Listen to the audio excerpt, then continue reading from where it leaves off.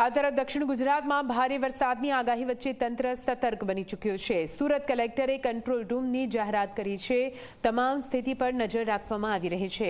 24 કલાક કાર્યરત રહેશે આ કંટ્રોલ રૂમ।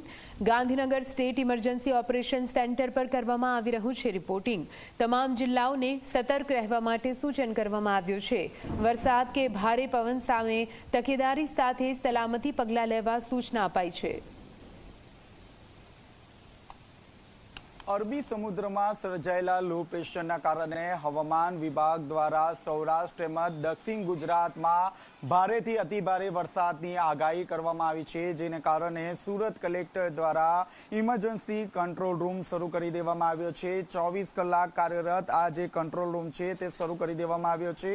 આપ જોઈ શકો છો, તમામ જે કર્મચારીઓ અને અધિકારીઓને સ્ટેન્ડ બાય રહેવા માટે આદેશ આપી દેવામાં આવ્યો છે। દર કલાકે જે રિપોર્ટ છે તે ગાંધીનગર ઇમરજન્સી કંટ્રોલ રૂમ સુધી પહોંચાડવામાં આવ્યો છે, તેમજ તકેદારી રૂપે તમામ જે પગલાં છે તે લેવા માટે આદેશ પણ કરી દેવામાં આવ્યા છે। ત્યારે આપની સાથે અધિકારી જોડાયા છે।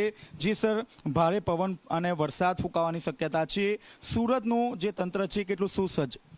હાલ તો 24/7 કંટ્રોલ રૂમ ચાલુ કરવાની સાહેબની સૂચના છે, કલેક્ટર સાહેબની। તે કંટ્રોલ રૂમ ચાલુ જ છે આપણો, અને તાલુકા લેવલ મામલતદારથી લઈને તલાટી અને સરપંચના પણ સંપર્કમાં છે, અને કોઈ પણ ઘટના ઘટે તો તાત્કાલિક અહીંયા કંટ્રોલ રૂમમાં જાણ કરવી, અને આપણે આ જાણ ઉપર ગાંધીનગર ખાતે પણ SEOCમાં પણ જાણ કરવાની હોટલાઇનથી સૂચના જાણ કરેલ છે।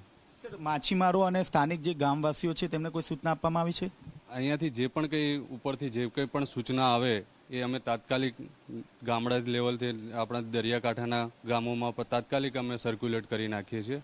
કંઈ પણ માછીમારને લેવલની સૂચના આવે, કંઈ પણ આવે સૂચના આવે, અમે તાત્કાલિક સર્ક્યુલેટ કરી નાખીએ છીએ। સર, કઈ રીતે બાદ નજર રાખવામાં આવી છે? રિપોર્ટ કઈ રીતે ગાંધીનગર સુધી પહોંચાડવામાં આવી રહ્યો છે? અહીંયાથી આપણે હોટલાઇન પણ છે, અહીંયા પણ SEOCના પણ જે નંબર છે આપણી પાસે, ડાયરેક્ટ જ અહીંયાથી કંટ્રોલ રૂમમાંથી આપણે ગાંધીનગર જાણ કરી શકીએ છીએ। તો આપ જોઈ શકો છો, તમામ જે ગતિવિધિઓ છે તેના પર બાદ નજર રાખવામાં આવી રહી છે। હું ફરીથી વિંડી બતાવીશ। અહીં ખાસ કરીને આપ જોઈ શકો છો, ધીરે ધીરે જે પવનની જે ગતિઓ છે તે વધી રહી છે। સાથોસાથ બપોર બાદ સુરત સહિત દક્ષિણ ગુજરાતમાં વરસાદ રહેવાની પૂરેપૂરી શક્યતા જોવા મળી રહી છે। ત્યારે સુરત તંત્રની વાત કરીએ તો સુરત દ્વારા તમામ તકેદારીના પગલાં લઈ લેવામાં આવ્યા છે। જે કાંઠા વિસ્તાર છે, આ ઉપરાંત જે માછીમારો છે તેમને સતર્ક રહેવા માટે સૂચના આપી દેવામાં આવ્યા છે। સુરત સહિત દક્ષિણ ગુજરાતની વાત કરીએ તો વલસાડ, ડાંગ, નવસારી સહિતના તમામ જે જિલ્લાઓ છે તેમાં પણ ભારે વરસાદ રહેવાની શક્યતા જોવા મળી રહી છે। તમામ અધિકારીઓ મામલતદારને સ્ટેન્ડ બાય રહેવા માટે સૂચના આપી દેવામાં આવ્યા છે।